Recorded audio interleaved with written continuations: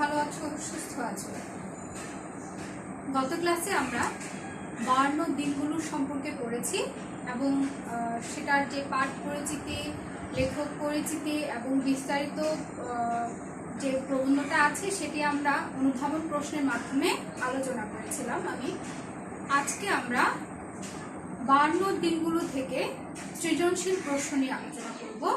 গত ক্লাসেও একটি সৃজনশীল প্রশ্ন দেখিয়েছিলাম তোমাদেরকে। আজকে আমরা কয়েকটি সৃজনশীল প্রশ্ন নিয়ে আলোচনা করব।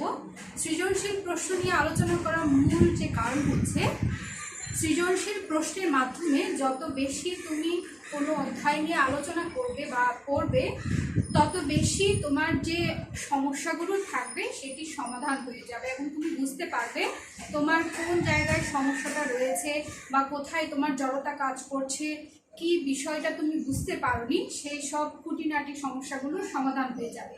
এবং আমার আরেকটি মন্তব্য হচ্ছে, মনে করো তুমি কোনো একটা পড়া পড়লে, কোনো একটা অধ্যায় পড়লে, 52 দিনগুলো পড়লে, মনে করো এখন তুমি সেখান থেকে শুধু সৃজনশীল প্রশ্নগুলো পড়ে গেলে, কয়েকটা সৃজনশীল প্রশ্ন তোমাকে দেওয়া হলো, জাস্ট চোখ বুলিয়ে গেলে।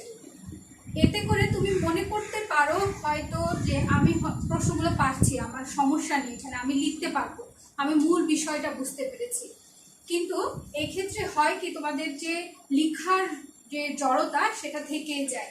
লিখার সময় দেখা যায় যে একটি প্রশ্নের উত্তর তুমি লিখতে যখন গেলে তখন দেখা যাবে 1-2টা লাইন বা মূল যে বিষয়টা সেটা লেখার পরে তুমি নতুন করে সাজিয়ে বা গুছিয়ে কোনো কিছু লিখবে, সেরকম কোনো কিছুই লিখতে পারছো না।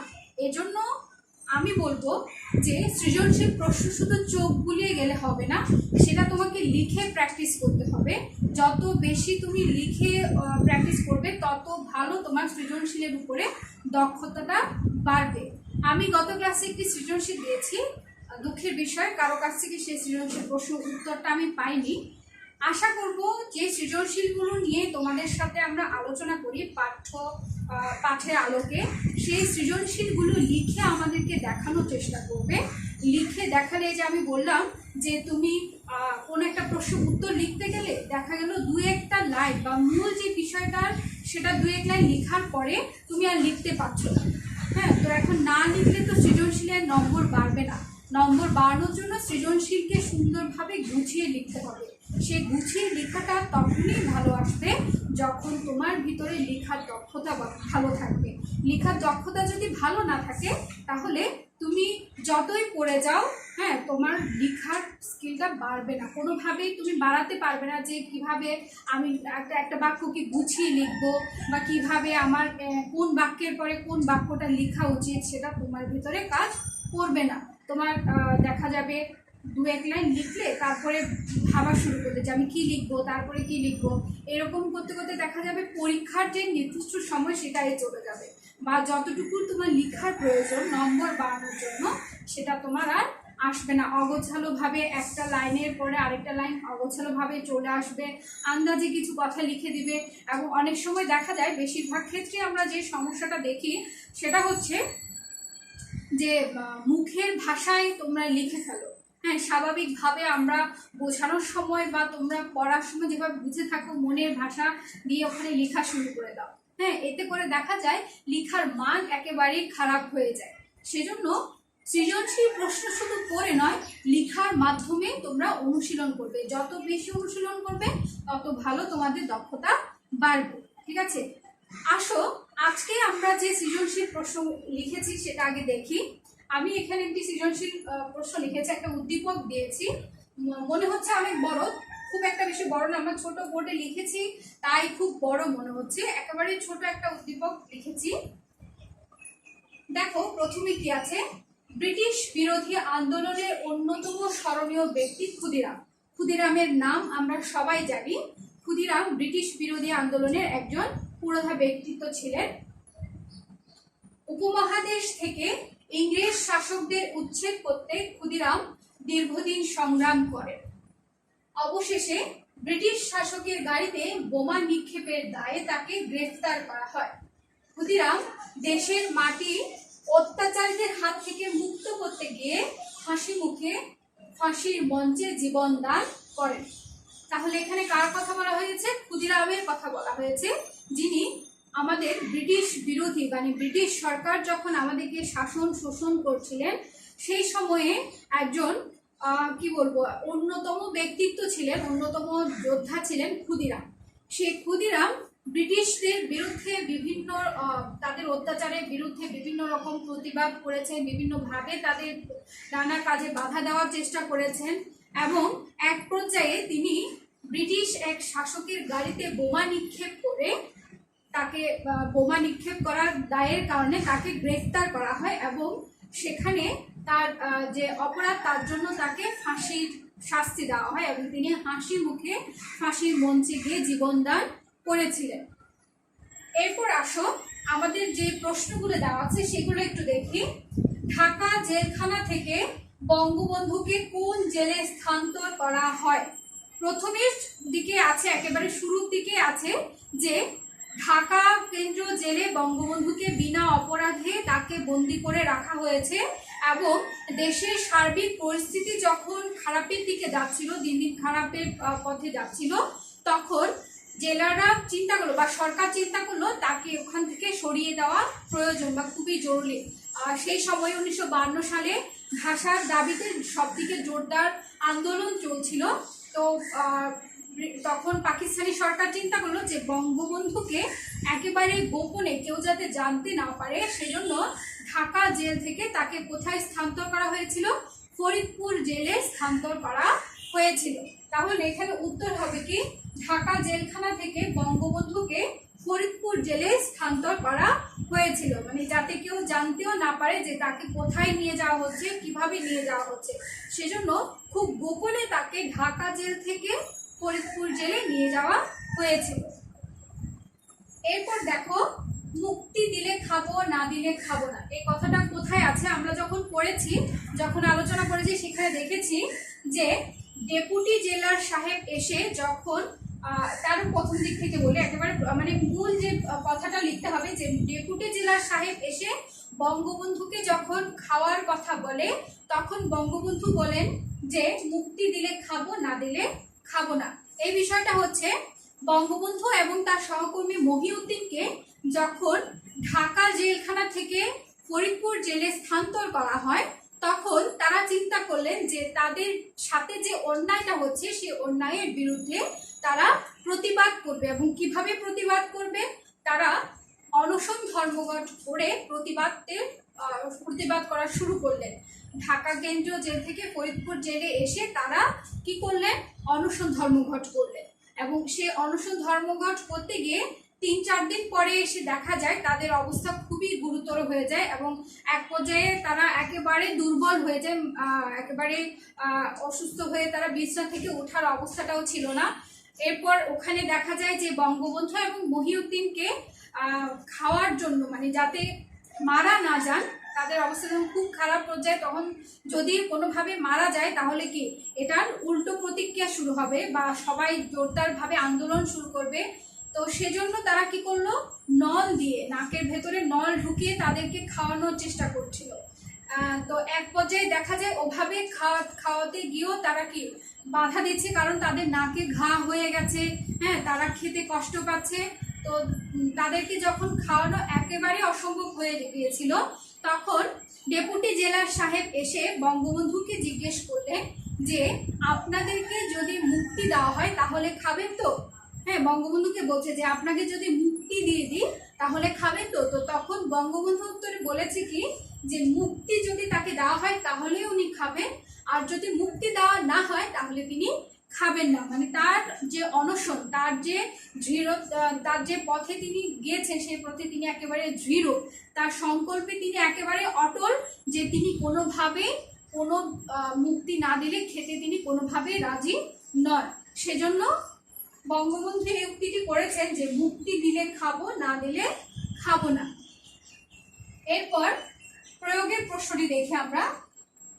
উদ্দীপকে ক্ষুদিরাম 52 দিনগুলো রচনার কোন চরিত্রের প্রতিনিধিত্ব করে?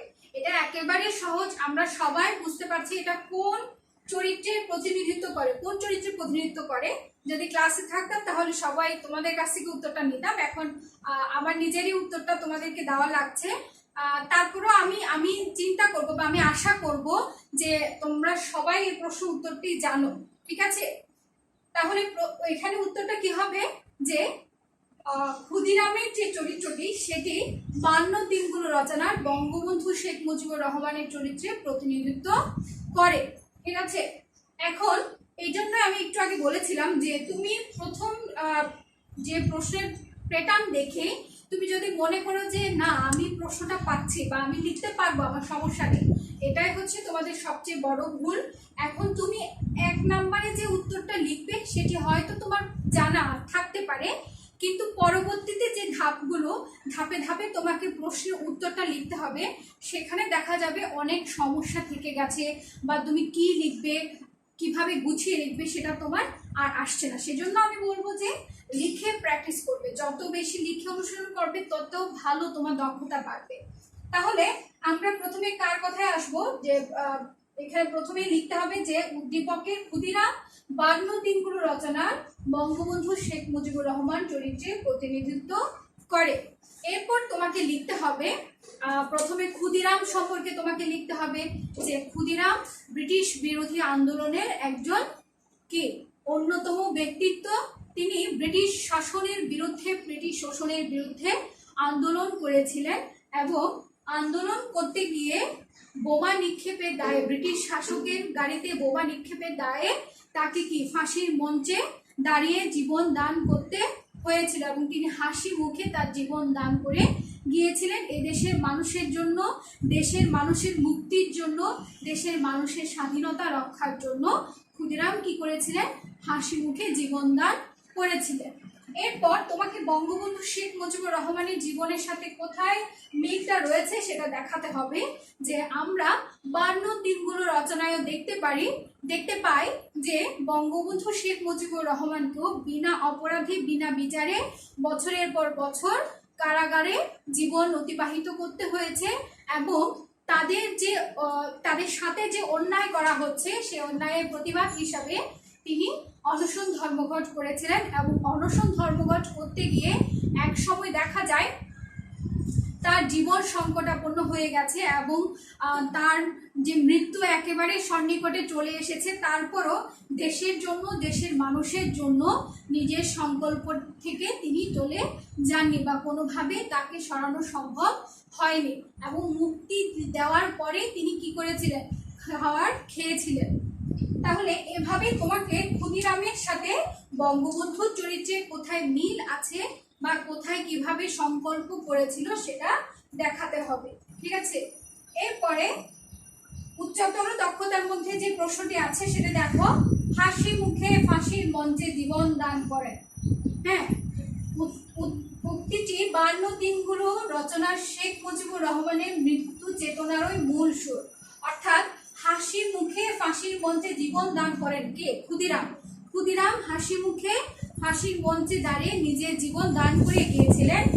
এই যে উক্তিটা, সেটার সাথে 52 দিনগুলো রচনায় শেখ মুজিবুর রহমান যে মৃত্যু চেতনা, অর্থাৎ একেবারে মৃত্যুর দ্বার প্রান্তে চলে গিয়েছিলেন, এবং তাদের যে অবস্থা হয়েছিল যে বিছানা থেকে উঠতে পারছে না, বা হাঁটা চলাফেরার একেবারে ক্ষমতা তাদের ছিল না, কোনোভাবেই তারা কি উঠে দাঁড়াতে পারছিল না, এবং যখন তাদেরকে মুক্তি দেওয়া হয় জেল গেট পর্যন্ত তাদেরকে স্ট্রেচারে করে নিয়ে যাওয়া হয়েছিল, উঠে দাঁড়ানোর মতো অবস্থা ছিল না, এবং খুব তাড়াহুড়া করে জেল কর্তৃপক্ষ তাদেরকে জেল থেকে বের করে দিয়েছে। তাদের ধারণা ছিল যে কোনোভাবেই যাতে কি জেলের মধ্যে মারা না যায়, কারণ জেলের ভেতরে মারা গেলে সেই দায়ভার জেল কর্তৃপক্ষকে নিতে হবে। তাই তারা কি করেছিল, ওই মৃতপ্রায় মানুষকে তাড়াহুড়ো করে কি জেল গেটের বাইরে বের করে দিয়েছিল। এখন দেখো, শেখ মুজিবুর রহমানের যে মৃত্যু চেতনা ছিল সেটা কিসের জন্য ছিল, শুধুমাত্র দেশের মানুষের মঙ্গলের জন্য, দেশের স্বাধীনতা রক্ষা করার জন্যই, ঠিক আছে? এখন ক্ষুদিরামের যে চেতনা আমরা দেখতে পেয়েছি সেটা অবশ্যই কি বঙ্গবন্ধু শেখ মুজিবুর রহমানের মধ্যেও ছিল, এবং 52 দিনগুলোতে সেটা খুব সুন্দরভাবে ফুটে উঠেছে। তিনি বুঝতে পারছেন তার মৃত্যু একেবারে সন্নিকটে চলে এসেছে, তার পরিবার আছে, পরিজন আছে, তার সন্তান আছে, তার স্ত্রী আছে, সবার কথা চিন্তা করেও মাথায় থেকেও আবার সব কিছু ভুলে নিজের যে সংকল্প ছিল সেটাতে অটল ছিলেন, এবং অটল ছিলেন বলেই তাদের হাতে কে তাদের যে সংকল্প সেটার মধ্যে সে সময়ে পাকিস্তান সরকারকে মাথা নত করতে হয়েছিল। এবং তারা যদি এভাবে আত্মত্যাগ না করতেন তাহলে আমরা এই স্বাধীন বাংলায় কখনো কি স্বাধীনভাবে বাঁচতে পারতাম না। সেজন্য তোমরা প্রথমের দিকে উদ্দীপক নিয়ে একটু আলোচনা করতে হবে, তারপরে 52 দিনগুলোতে বঙ্গবন্ধু শেখ মুজিবুর রহমানের যে কথাগুলো আছে সেগুলো তুলে ধরতে হবে, যে তিনি কিভাবে অনশন ধর্মঘট করেছিলেন এবং তাদের অবস্থা কেমন হয়েছিল, তাদেরকে কিভাবে খাওয়ানোর চেষ্টা করা হয়েছিল এবং কেন তাদেরকে মুক্তি দিতে বাধ্য হয়েছিল, সেই বিষয়গুলো এখানে তুলে ধরতে হবে। তাহলে সব যখন আলোচনা শেষ হবে তখন তোমার যুক্তির মাধ্যমে তোমাকে প্রমাণ করতে হবে যে কি হাসি মুখে ফাঁসির মঞ্চে জীবন দান করেছে, এই উক্তিটার সাথে বঙ্গবন্ধু শেখ মুজিবুর রহমানের মৃত্যু চেতনার কি মূল সুর রয়েছে। ঠিক আছে, আসো এবার আমরা আরেকটি উদ্দীপক দেখি। দেখো এখানে উদ্দীপকটি কি দেওয়া আছে, মাগো ভাবনা কেন, আমরা তোমার শান্তিপ্রিয় শান্ত ছেলে, তবু শত্রু এলে অস্ত্র হাতে লড়তে জানি, তোমার ভয় নিয়ে আমরা প্রতিবাদ করতে জানি। এটা একটা গানের, দেশাত্মবোধক একটা গান। এভাবেই এই দেশকে ভালোবেসে এই দেশের প্রতিবাদী মানুষ ব্যক্তিগত সুখ স্বাচ্ছন্দ্য বিসর্জন দিয়েছে। এটা হচ্ছে ঢাকা বোর্ড 2017 সালের একটা প্রশ্ন। এখানে প্রথম যে প্রশ্নটা আছে সেটা কি দেখো, 52 দিনগুলো প্রবন্ধটি কোন গ্রন্থে সংকলিত? এটা আমরা সবাই পড়ছি, পাঠ পরিচিতি পড়ানোর সময় বলেছি তোমাদের যে 52 দিনগুলো হচ্ছে বঙ্গবন্ধু শেখ মুজিবুর রহমানের অসমাপ্ত আত্মজীবনী থেকে সংকলিত হয়েছে। অসমাপ্ত আত্মজীবনীর একটি অংশ হচ্ছে কি 52 দিনগুলো। তাহলে এখানে উত্তর হবে কি অসমাপ্ত আত্মজীবনী। মানুষের যখন পতন আসে তখন পদে পদে ভুল হতে থাকে, এই কথাটা কখন বলা হয়েছিল এবং কেন বলা হয়েছিল সেই ব্যাখ্যাটা তোমাদেরকে দিতে হবে। তাহলে কখন বলা হয়েছিল, মানুষের যখন পতন আসে তখন পদে পদে ভুল হতে থাকে, অর্থাৎ এটা 1952 সালের 21শে ফেব্রুয়ারিতে যখন 144 ধারা ভঙ্গ করার অপরাধে ছাত্র জনতার উপর গুলি করা হয়েছিল এবং সেই গুলিতে অনেকে মারা গিয়েছিল। সেই সময়ে পাকিস্তান সরকার যে ভুল সিদ্ধান্ত নিয়েছিলেন তারই আলোকে বঙ্গবন্ধু এই কথাটি বলেছেন, মানুষের যখন পতন আসে তখন পদে পদে ভুল হতে থাকে। অর্থাৎ 1952 সালে রাষ্ট্রভাষা বাংলা করার দাবিতে বা যখন পাকিস্তান সরকার ঘোষণা করেছিল যে উর্দু হবে বাংলার রাষ্ট্রভাষা, তখন ছাত্ররা প্রতিবাদ করা শুরু করে, আন্দোলন করা শুরু করে, নিজের মাতৃভাষাকে রক্ষার দাবিতে তারা কি রাজপথে নেমে আসে। এবং 1952 সালের 21শে ফেব্রুয়ারি 144 ধারা জারি করা হয়। ছাত্র জনতা সে 144 ধারা ভঙ্গ করে তারা কি আন্দোলন করতে শুরু করে এবং একটা পর্যায়ে দেখা যায় পাকিস্তানি সরকারের নির্দেশে তাদের উপরে গুলি বর্ষণ করা হয় এবং সেই গুলিতে কি বাংলা ভাষার রক্ষা করার জন্য অনেককে প্রাণ দিতে হয়েছিল। তো সেই সময়ে বঙ্গবন্ধু শেখ মুজিবুর রহমান জেলে বসে এই খবরটি পান, জানতে পারেন এবং তিনি বুঝতে পারেন যে এখন পাকিস্তান সরকার বাঙালিদের কাছে মাথা নত করে মাতৃভাষা বাংলা না করে তাদের আর কোনো উপায় থাকবে না, মাতৃভাষা বাংলাকে রাষ্ট্রভাষা করতে হবে। সেই তাদের যে ভুল সিদ্ধান্ত নিয়েছিল, সরকার যে ভুল সিদ্ধান্ত নিয়েছে এবং উনি ওখানে বলেছেন যে সেই সময়ে মুখ্যমন্ত্রী কথা বলেছেন তিনি যে জনাব নুরুল আমিন বুঝতে পারলেন না আমলাতন্ত্র তাকে কোথায় নিয়ে গেল। হ্যাঁ, তো বঙ্গবন্ধু বলছে যে কি সরকারে যে এই যে গুলি করার যে সিদ্ধান্ত সেটা সম্পূর্ণ ভুল একটা সিদ্ধান্ত এবং সেটার খেসারত হিসাবে অবশ্যই তাদেরকে রাষ্ট্রভাষা বাংলায় করতে হবে। এখন আর রাষ্ট্রভাষা বাংলা না করে পাকিস্তান সরকারের কোনো উপায় নেই, কারণ সেই সময়ে যে আন্দোলনটা ঢাকা কেন্দ্রিক ছিল 21শে ফেব্রুয়ারির পর থেকে সে আন্দোলন বাংলার সর্বস্তরে ছড়িয়ে পড়ে এবং সাধারণ মানুষ থেকে শুরু করে খেটে খাওয়া মানুষ থেকে শুরু করে সবাই এর প্রতিবাদ করা শুরু করে। এই আন্দোলনের মাধ্যমে আমরা আমাদের রাষ্ট্রভাষা বাংলাকে পেয়েছে এবং এটাই প্রথম যারা কি যে জাতি ভাষার জন্য নিজের প্রাণ পর্যন্ত বিসর্জন দিতে হয়েছিল। এই জন্য বঙ্গবন্ধু বলেছে কি, মানুষের যখন পতন আসে তখন কি হয়, পদে পদে ভুল হতে থাকে। তারপরে দেখো কি দিয়েছে, উদ্দীপকের শেষ বাক্যটি 52 দিনগুলো প্রবন্ধে কিভাবে প্রতিফলিত হয়েছে আলোচনা করো।